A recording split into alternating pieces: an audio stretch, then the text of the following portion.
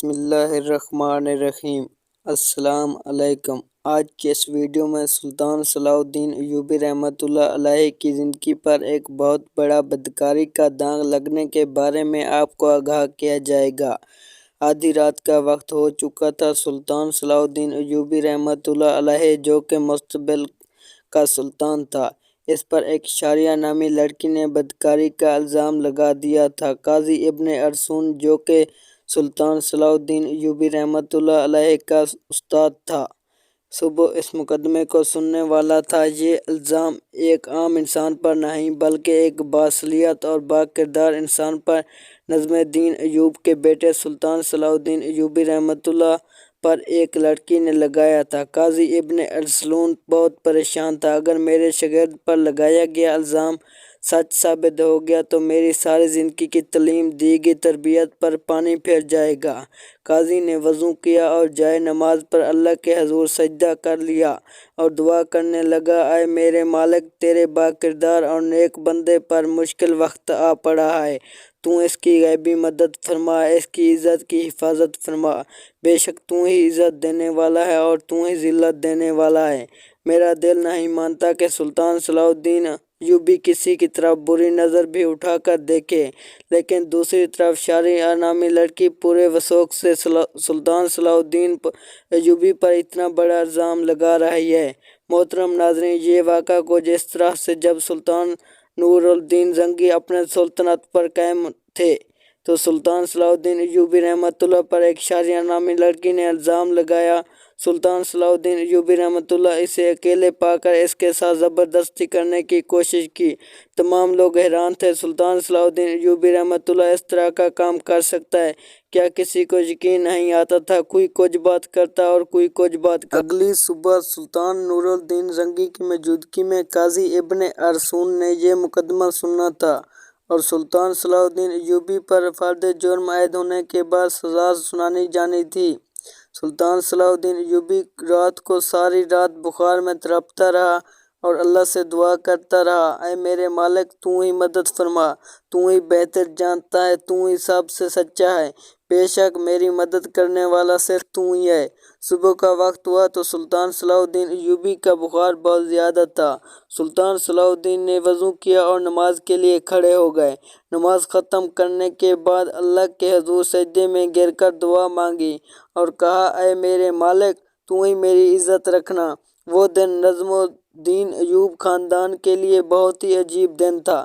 لوگ بڑی بے تابی سے اس لمحے کا انتظار کر رہے تھے جب سلطان نور الدین زنگی کی موجودگی میں قاضی ابن ارسطو اس مقدمے کو سنیں گے اور سلطان صلاح الدین ایوبی کے ساتھ کیا ہونے والا ہے، کیونکہ اس وقت بھی کچھ لوگ نور الدین زنگی کے خلاف تھے جبکہ کچھ لوگ نور الدین زنگی کے ساتھ تھے۔ اس لیے لوگوں کے ذہن میں مختلف سوالات تھے۔ سورج طلوع ہو چکا تھا۔ سلطان نور الدین زنگی اپنے دربار میں آ چکا تھا اور اس کے بائیں جانب قاضی ابن ارسطو کا تخت تھا اور نیچے سلطان صلاح الدین ایوبی ہاتھ باندھے کھڑا تھا۔ تھوڑی دیر کے بعد قاضی نے فرد جرم پڑھ کر سنایا اور فرد جرم پڑھنے کے بعد قاضی سلطان صلاح الدین ایوبی سے مخاطب ہوا اور کہا، تمہیں اپنی صفائی میں بولنے کا پورا حق ہے۔ قاضی کی بات ختم ہوتے ہی سلطان صلاح الدین ایوبی رحمۃ اللہ علیہ نے قاضی سے مخاطب ہوتے ہوئے کہا، قاضی صاحب، جس لڑکی کو میں نے دیکھا تک نہیں، اس کے ساتھ کچھ برا کرنے کے بارے میں سوچ کیسے سکتا ہوں؟ یہ سنتے ہی قاضی صاحب نے حکم دیا کہ شاریہ نامی لڑکی کو حاضر کیا جائے۔ جب وہ لڑکی دربار میں حاضر ہوئی تو لوگوں کی حیرت کے انتہا نہ رہی، کیونکہ اس لڑکی کا سارا جسم ڈھانپا ہوا تھا اور صرف آنکھیں ہی بڑی مشکل سے دکھائی دے رہی تھیں۔ سلطان صلاح الدین سمجھ نہیں پا رہا تھا، جس لڑکی کو میں نے دیکھا تک نہیں اور وہ مجھ پر اتنا گھناؤنا الزام کیوں لگا رہی ہے؟ مجھ سے آخر کون سی غلطی ہوئی ہے جس کی سزا اس لڑکی نے مجھ پر اتنا بڑا الزام لگا دیا؟ قاضی ارسطو شاریہ نامی لڑکی سے مخاطب ہوا اور پوچھا، بتاؤ سلطان صلاح الدین ایوبی رحمۃ اللہ علیہ نے تمہارے ساتھ کیا کیا؟ تو اس لڑکی نے کہا، میں اپنا بیان پہلے دے چکی ہوں، مزید ایسی باتیں کر کے اپنی مزید عزت خوار نہیں کروا سکتی۔ بخار بہت زیادہ ہونے کی وجہ سے سلطان الدین کا چہرہ زرد ہو رہا تھا، ہاتھ کانپ رہے تھے، زبان پر بھی لرزہ तारी हो गया था। मजमे को यूं लग रहा था कि सुल्तान सलाउद्दीन यूबी बेकसूर नहीं है। सुल्तान नूरुद्दीन जंगी बड़े गौर से ये मंजर देख रहे थे। पूरे दरबार में सन्नाटा छाया हुआ था। लोग बड़ी गौर से सुल्तान सलाउद्दीन यूबी इस लड़की की बातों को सुन रहे थे। सुल्तान सलाउद्दीन यूबी ने इस लड़की से कहा, क्या तुम्हें अपने रब से डर नहीं लगता? तो उस एक बेकसूर इंसान पर इतना बड़ा इल्जाम लगा रही हो।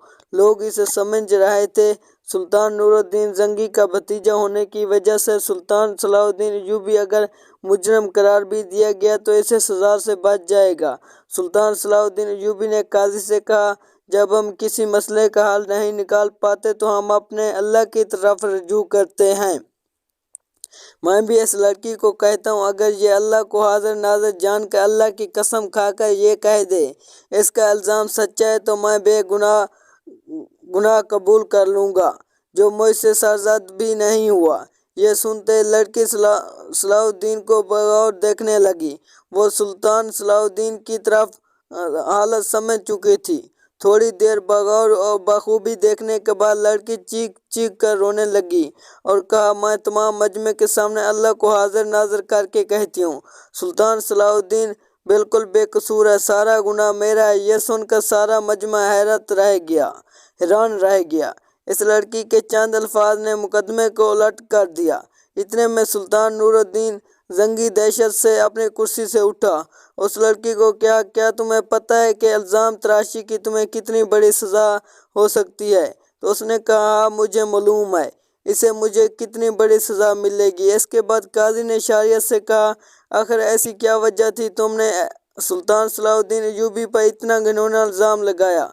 तो लड़की ने कहा, अपनी आंखें झुका लीं।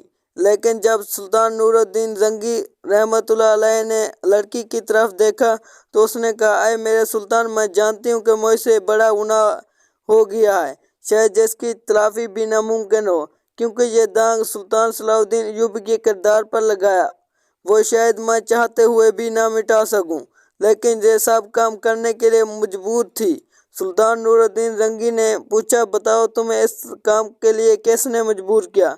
तो शारिया नामी लड़की ने अमीर इब्ने मरकूम की तरफ इशारा करते हुए कहा, इस आला मर्द अमीर ने मुझे ये सब करने के लिए मजबूर किया। ये सब सुनते ही तमाम दरबारी अमीर इब्ने मरकूम को मलामत और गुस्से की नज़रों से देखने लगे। अमीर इब्ने मरकूम अपनी जगह से उठा और बड़े अदब के साथ कहने लगा, ये लड़की झूठ बोल रही है, मैं भी सुल्तान सलाउद्दीन की तरफ इसको जानता तक नहीं। नूरुद्दीन जंगी ने कहा, कल मालूम हो जाएगा कौन बेकसूर और कौन गुनहगार है।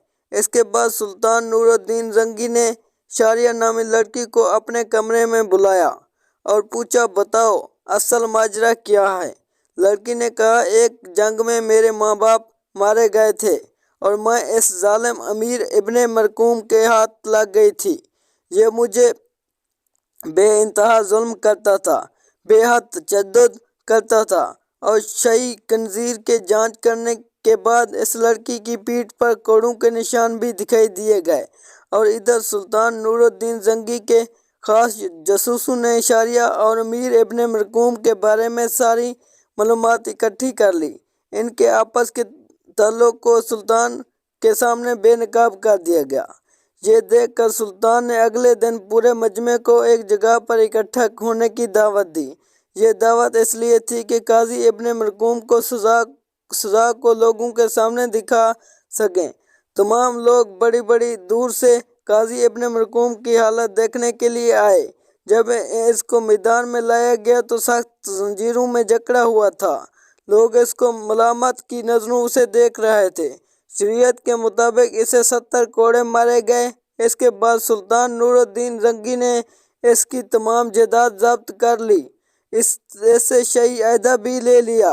इसकी तमाम जायदाद सुल्तान सलाउद्दीन यूबी को देने की दावत दी, लेकिन सुल्तान सलाउद्दीन यूबी रहमतुल्लाह अलैह ने यह कहते हुए ठुकरा दिया, मैं किसी का माल अपने हिस्से में रखकर गासिब नहीं बनना चाहता।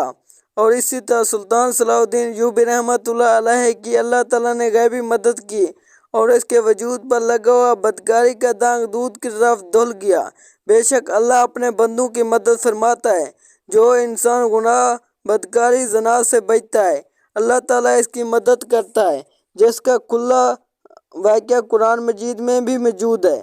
حضرت یوسف علیہ السلام کے حوالے سے جب زلیخا نے حضرت یوسف علیہ السلام پر الزام لگایا، اسے بھڑکایا، اسے گمراہ کرنے کی کوشش کی، تو دروازے بند ہونے کے باوجود اللہ کی غیبی مدد آئی اور اللہ نے انہیں سرخرو کیا۔ لیکن یہاں شرط صرف انسان کا